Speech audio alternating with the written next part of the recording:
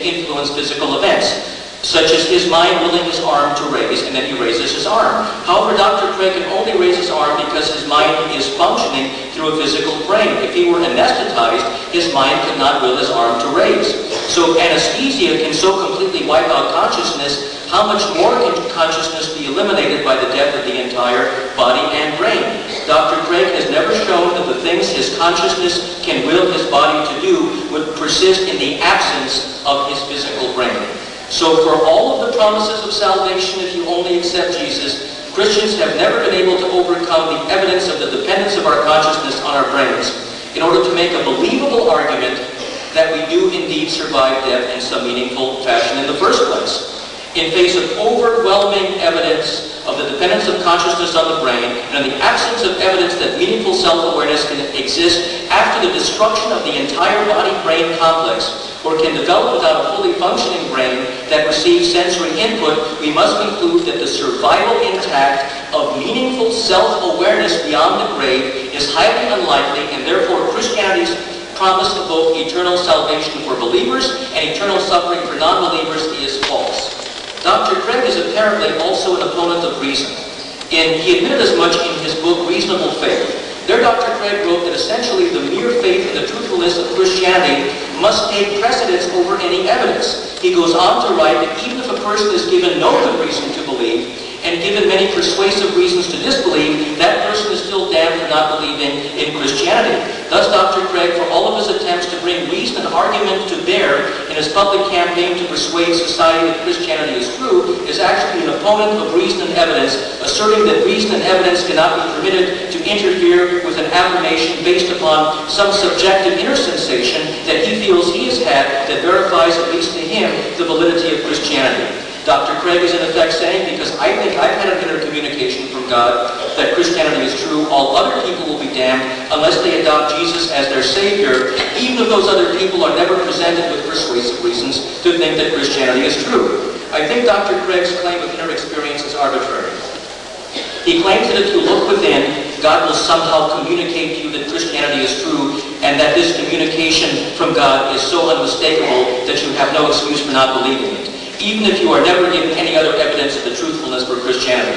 Well, this raises a major problem of subjectivity. Why should Dr. Craig's sense of what has been communicated to him during his introspection have any greater weight than any other claim derived from introspection? Tibetan Buddhists, for instance, meditators and yogis spend much more time in intense formal introspective practice than do most Christians. Yet the message they seem to get is one of some universal force accessible to anyone who can sufficiently still their mind. Non-Christians of all types, be they followers of other religions, atheists or agnostics, are very often involved in the most sincere study and search for the truth. Yet many of us come to resolutions that differ from each other, but also reject Christianity. Why we don't search with less sincerity than Dr. Craig and his fellow Christians. So why does the Christian God hide himself from all of us when it is within that God's power to give us the experience that Dr. Craig claims he has had? The Christian God is really one vicious trickster. In fact, if Dr. Craig is right, that God is a vicious sadist. It means Buddhists, Muslims, Hindus, Jews, sincere atheists, and agnostics will all wind up in hell, regardless of how sincere our search, questioning, and doubt has been. This God, the Christian God, if he experienced, would truly be a sadistic monster, making Hitler look like a Boy Scout by comparison.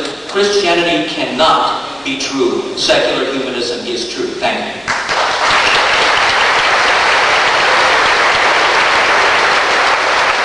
If you would please hold your applause.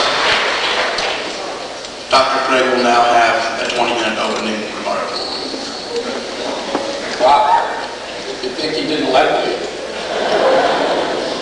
I'm delighted to have the opportunity to join my friend Eddie Tabash in debating tonight secular humanism versus Christianity. Which view is true? It's worth underlining, in fact, that the debate tonight concerns which view is the truth. We're not here to talk about which view I like the best, or which view appeals to me the most, but which view is the truth. So, how do we discover truth? The answer is that we must use logical arguments, formulated according to the basic rules of logic, which have governed all valid reasoning since the time of Aristotle. Emotional appeals and colorful rhetoric may move juries, but they're philosophically useless in helping us get at truth. Now, in order to answer the question before us this evening, we need to have clear definitions of what we mean by humanism and Christianity. Secular humanism, as defined by the Humanist Manifesto, is distinguished by two doctrines. First, that God does not exist, and secondly, that human beings are the foundation of moral value. Thus, in order to show that humanism is true, Eddie must show that both of these doctrines are true. By Christianity, I mean the view that a personal creator of the universe exists, and that he has revealed himself decisively in Jesus Christ. We're not here tonight to debate the inerrancy of the Bible or the immortality of the soul. Rather, we're here to discover whether or not a personal creator exists who has decisively revealed himself in Jesus. So in tonight's debate, I'm prepared to defend two basic contentions. First of all, that there are no good reasons to think that humanism is true. And secondly, there are good reasons to think that Christianity is true. So let's look at that first basic contention together, that there are no good reasons to think that humanism is true. First, is there any good reason to think that atheism is true? Eddie claims that the evil and suffering in the world disprove God. Two things may be said in response to this. First of all, it is generally agreed among philosophers today that there is no demonstrable inconsistency between the existence of God and evil. So long as it is even possible that God has morally sufficient reasons for permitting evil, it follows that God and evil are logically compatible. Eddie just assumes that if God has such reasons, that these must be evident to us. But clearly there's no reason to think that that should be true. Secondly, evil actually proves the existence of God. The argument goes like this. Step one, if God does not exist, objective moral values do not exist. Many atheists and theists alike concur on this point. In the absence of God, there's no reason to think that human beings are objectively valuable. They're just accidental byproducts of nature, which are doomed to extinction individually and collectively in a relatively short time. Moral values are just the byproducts of socio-biological evolution, which help to perpetuate the human species in the struggle for survival.